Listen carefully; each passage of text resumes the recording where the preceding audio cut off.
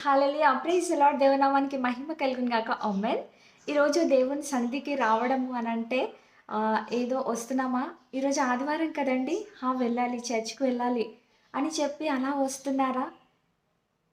లేదంటే ఒక 2 గంటలు ఆయన సన్నిధిలో గడపాలిలే అన్న విధంగా అలా వస్తున్నారా?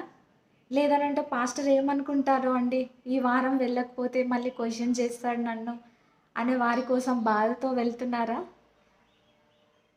నిజముగా నీకు మందిరంకు వెళ్ళాలి అని, నిజముగా నీకు దేవుడంటే ఇష్టము కలిగి, నిజముగా యేసుక్రీస్తు ప్రభు నిజమైన దేవుడు, ఆయన నన్ను రక్షించుటకు సమర్థుడు, ఆయన నా జీవితంలో కార్యం చేయగల గొప్ప దేవుడు, ఆయన నన్ను నడిపించువాడై ఉన్నాడు, ఏ స్థితిలో ఆయన నన్ను లేవనెత్తుటకు ఆయన సమర్థుడు అని నీవు నమ్మి నిజముగా ఆయనను ప్రేమించిన వాడవైతే నువ్వు ఆయన సన్నిధిని వెతకడానికి ఎంతో ఆశ కలిగి, భయము కలిగి వెళ్తావు ఆయన మందిరంకి.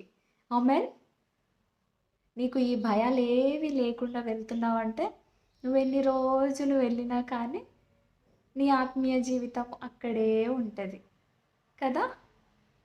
నీ ఆత్మీయ జీవితము దేవుని చేత అంటుకట్టబడాలి అంటే, ఆయన విషయముల మీద, ఆయన పనుల మీద నువ్వెంతో ఆసక్తి కలిగి ఉండాలండి. ఆమెన్. అప్పుడు దేవుడు నిన్ను ఎక్కలేనంత ఎత్తైన కొండ పైన ఆయన ఎక్కించగలుగుటకు ఆయన సమర్థుడండి. ఆయనను నమ్ముకున్న బిడ్డలకి ఆయన ఎప్పుడు కూడా అన్యాయము చేయువాడు కానే కాదు. ఆమేన్.